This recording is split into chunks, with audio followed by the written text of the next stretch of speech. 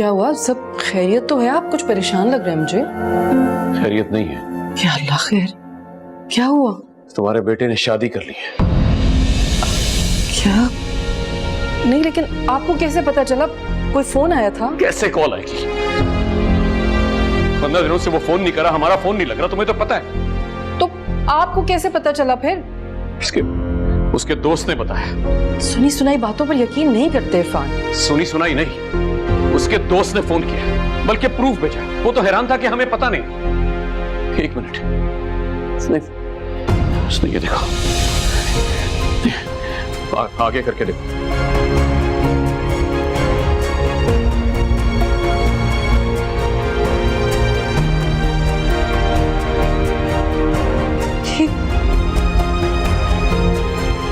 फैजान ने क्या किया? आपने कॉल की उसे? हाँ, उसके दोस्त ने मुझे नया नंबर दिया।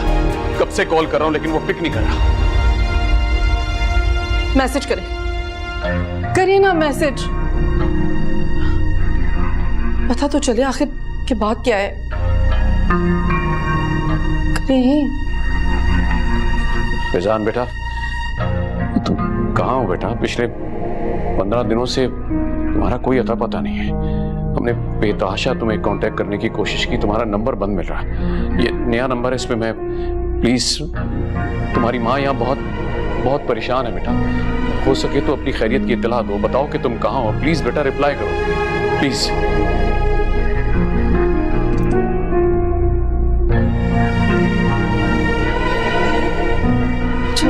क्या पता ये झूठ हो सब।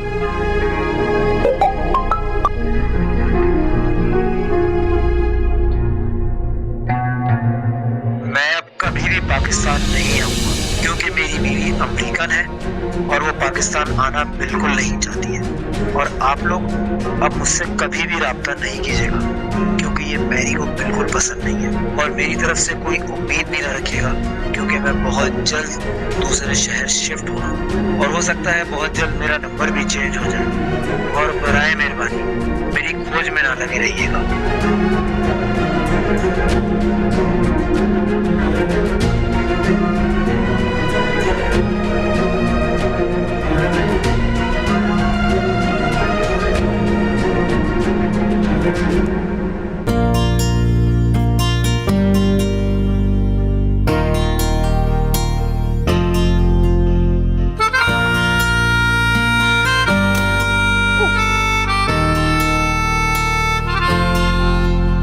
चलो तुम दोनों जल्दी कर लो। फातिमा कहाँ रह गई हो? आ जाओ। अम्मी बस आई। जल्दी करो, देर हो रही है। आ गए। जला दिए ना सारे। तो मना भी किया था, थोड़ा सा क्या जल गया? कैसी लग रही हूँ मैं? अरे बहुत प्यारी लग रही हैं। जॉब का पहला दिन बहुत मुबारक हो बाजी। Thank you so much. तुम एक काम करो कि आज अपने स्कूल में इस्तीफा दे देना। लेकिन बाजी जॉब चल रही है तो चलने देना। जी नहीं, आप सिर्फ अपनी पढ़ाई पे फोकस करेंगे। अब वैसे भी अब मेरी सैलरी बहुत अच्छी है, तुम्हें जॉब की जरूरत नहीं है। चलें ठीक है। बात तो ठीक है। मामू जान को बताया तुमने अपने? नहीं अम्मी, मेरे ख्याल से अभी उन्हें बताने की जरूरत नहीं है। उन्हें खुद पता चल जाएगा तो फिर देखेंगे। सही कह रही हो, वरना तुम्हारी मानी जान बहुत फसाद करेगी। अच्छा चलो ये खा लो। ठीक है, जाते हुए खा लूंगी। ख्याल रखिएगा अपना। हाफिज़। ओके और तुम कैंटीन से कुछ ले लेना अपने लिए। अच्छा जला दिए सारे दोस्त। खुदा हाफिज़। जल्दी आ जाना। जी जी।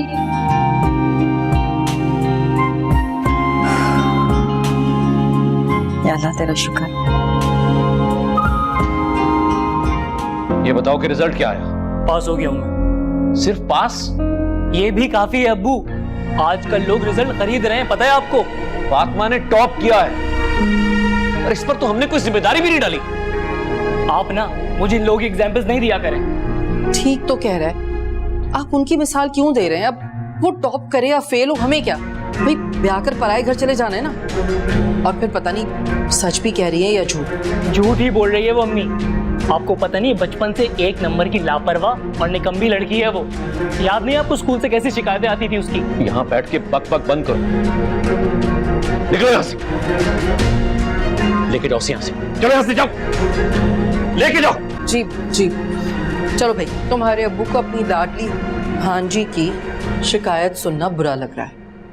एक सेकेंड अम्मी, अबू मुझे आपसे कुछ पैसे चाहिए यूनिवर्सिटी के लिए। मेरे पास कोई पैसे वैसे नहीं, जाओ यहाँ से। अबू मुझे पैसे चाहिए, यूनिवर्सिटी में जरूरत है। मैं देती हूँ। अरे भाई क्या कर रही हो? आप बस रहने दें, तुमको जरूरत है ना, चाहिए उसको।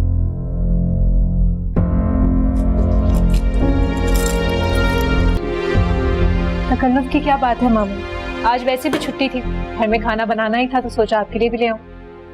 जीती रहो बेटा, खुश रहो। छुट्टी से समझ नहीं आई, तुम्हारी पढ़ाई मुकम्मल नहीं होगी क्या? एक्चुअली मैं जॉब कर रही हूँ। क्या जॉब? कब की? 2-3 महीने हो गए। अजरा, तुमने बताया नहीं हमें?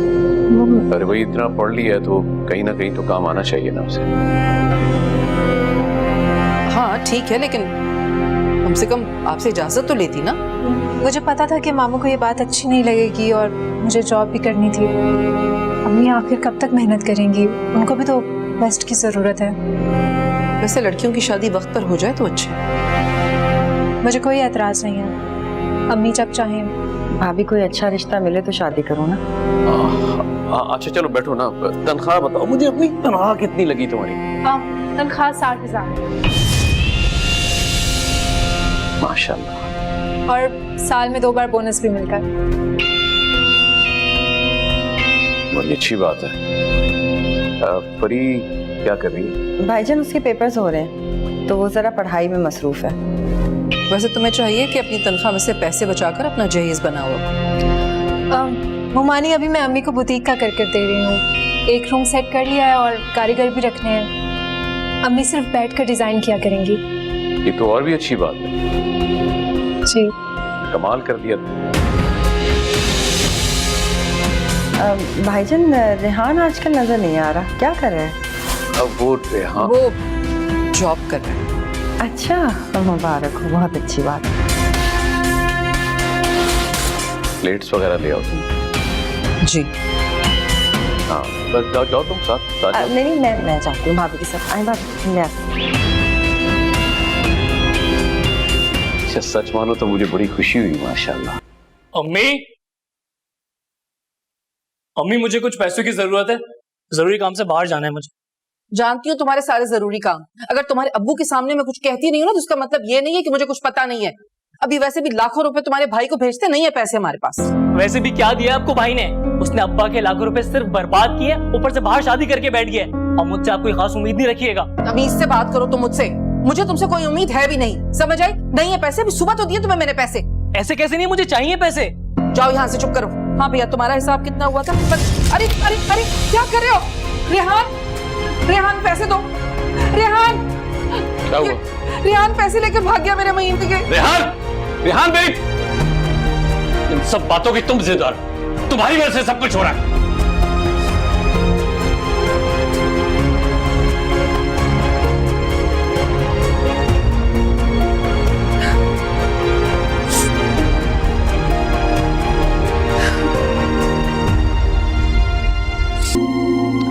दो दिन हो गए, कुछ पता ही नहीं है। कब से फोन मिला रही हूँ, फोन भी बंद आ रहा है। अभी जेब भरी हुई है ना, इसलिए खाली होने दो, फिर पैसे मांगने आ जाएगा। पता नहीं हमारे नसीब में क्या लिखा है। अल्लाह ताला ने 2 बेटे दिए, फिर भी हम बेसहारा ही बैठे।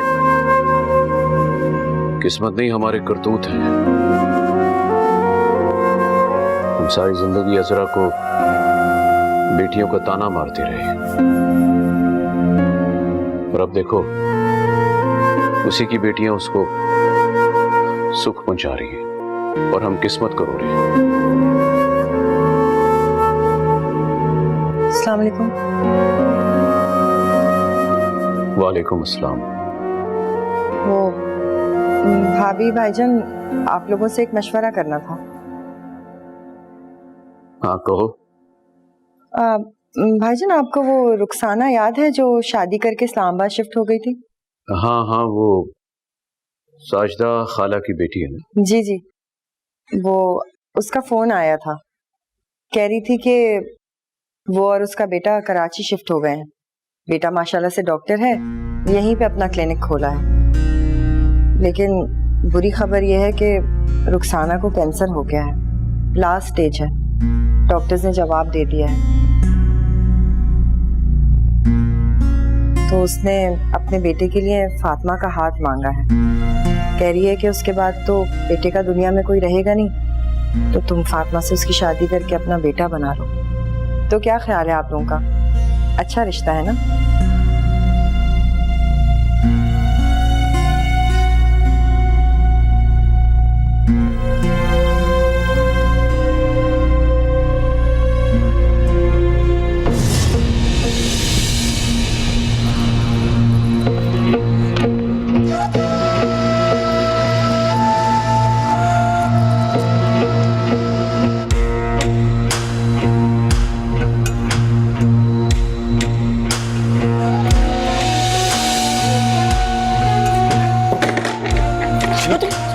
ये क्या कर रहे हो? अब्बा छोड़ो मुझे। ये अम्मी की चूड़ियां, ये तुम छोड़ो मुझे।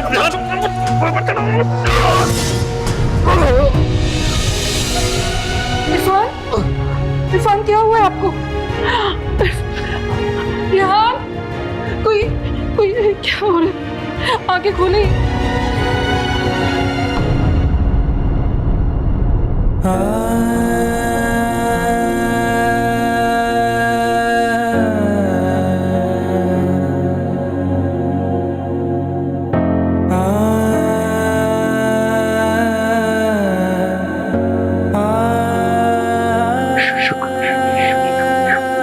मामू, मैं आपकी बेटी हूँ और बेटियों को शुक्रिया नहीं कहते। मोमानी, मैं अब जा रही हूँ, फरी और अम्मी को भेज देती हूँ। फरी एक्सरसाइज करवा देगी मामू को। बेटा, हमने तुम लोगों के साथ हमेशा बहुत बुरा सलूक किया, मगर इस मुसीबत की घड़ी में सिर्फ तुम लोगों ने ही हमारा साथ दिया। पुरानी बातों को भूल जाए ना, बस अब हम सबको मिलकर मामू का ख्याल रखना है ताकि ये जल्दी से ठीक हो जाए। इंशाल्लाह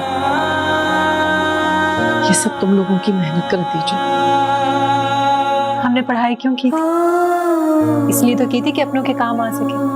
मेरा फार्मेसी पढ़ना और फरी का फिजियोथेरेपिस्ट बनना आज मामू के काम आ गया ना। जीती रहो, खुश रहो। चले, अब आप बैठे मामू के साथ और मैं अभी अम्मी को भेजती हूँ।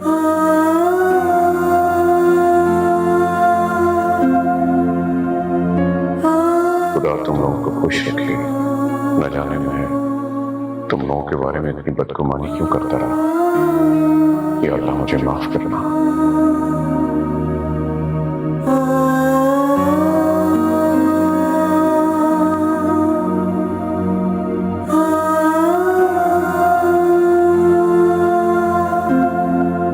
क्या हुआ? कैसे है वो? ठीक है, अब दवाई दे आई हूँ मैं। आप दोनों भी चले जाइएगा थोड़ी देर में। क्या हुआ? क्या सोच रही हैं?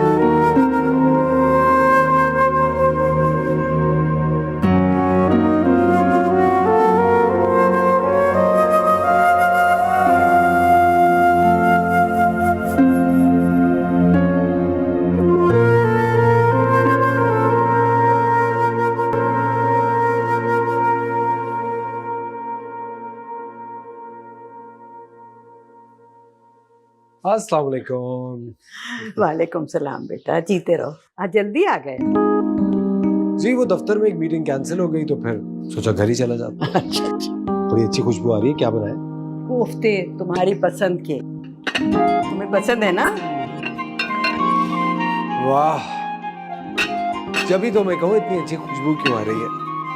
लेकिन क्या जरूरत है इतनी मेहनत करने की? इसमें तो बहुत वक्त और मेहनत लगी होगी, थक गई होंगी आप। अरे नहीं, मैं तो बिल्कुल भी नहीं थकी।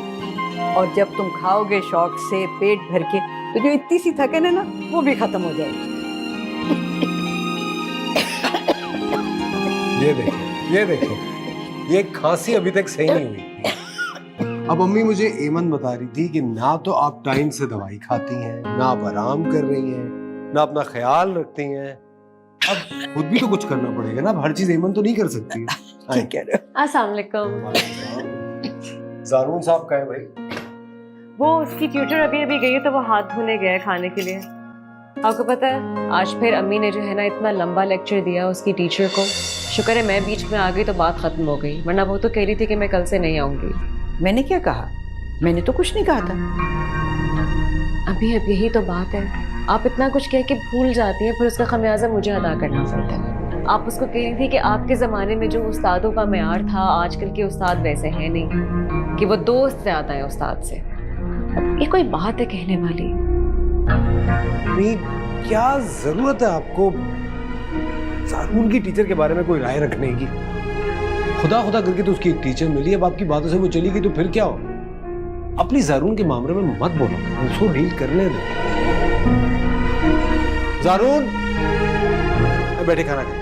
नहीं बेटा, मुझे लग रहा है कि मैं थक गई हूँ, कुछ देर आराम कर लेती हूँ, फिर आके खा लूंगी। तुम लोग खाओ। किसने कहा था कि आप पूरा दिन किचन जो है ना ऐसे एंगेज रखें? आपको पता है आपको थकावट भी हो जाती है। अब ये सब कुछ रेडीमेड भी तो मिलता है ना, फ्रॉम स्क्रैच बनाने की तो जरूरत नहीं है। अब फ्री हो गया है किचन तो मैं जारून के लिए कुछ बना लेती हूँ।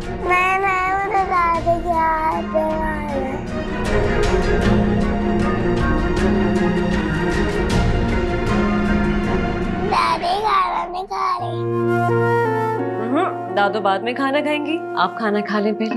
चलो कोफ्ता निकाल दो। अच्छा आज आलू भी डाले अम्मी ने। बार समझा दें कि मासियों के ऊपर फजूल में गुस्सा मत किया करें।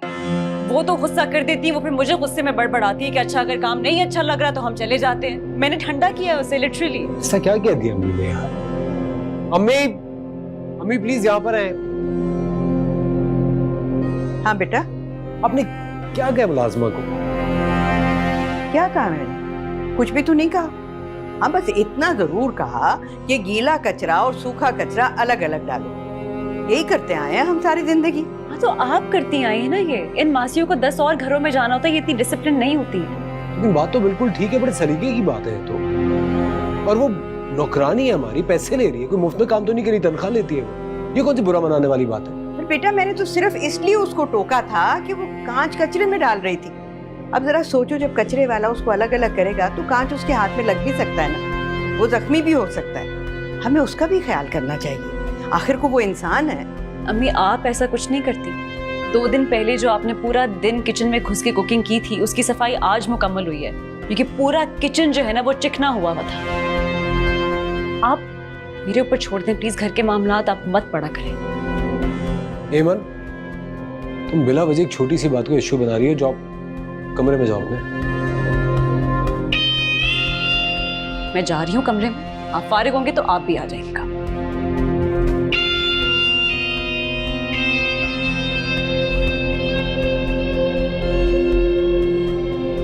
चलो बेटा जाओ, तुम भी आराम कर लो। शब खैर।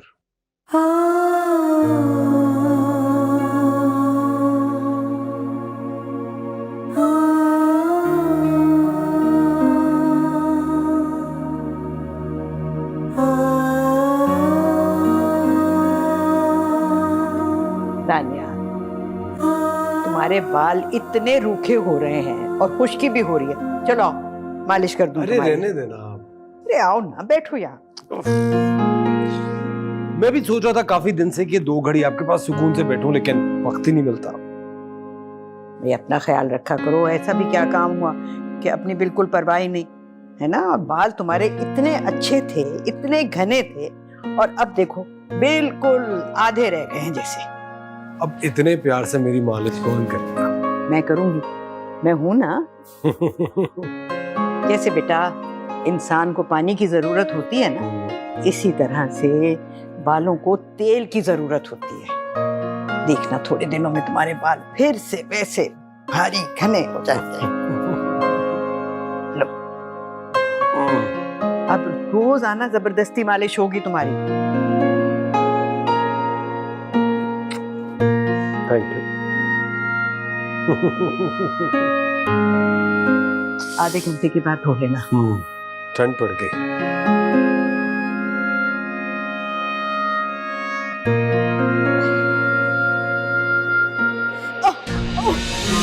अरे अम्मी क्या हुआ है? क्या के देख के अभी संभालो, प्लीज उठे। आराम से आराम से आराम से आराम से।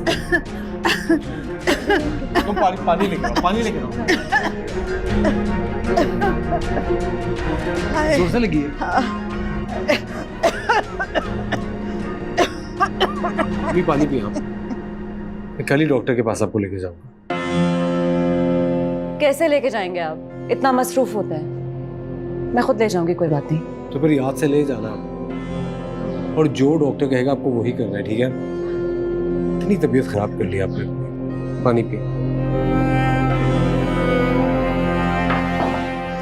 खाए। ज्यादा जोर से लगी? हाँ नहीं बेटा, ठीक है। ज्यादा बचपन में आप यूं करती थी।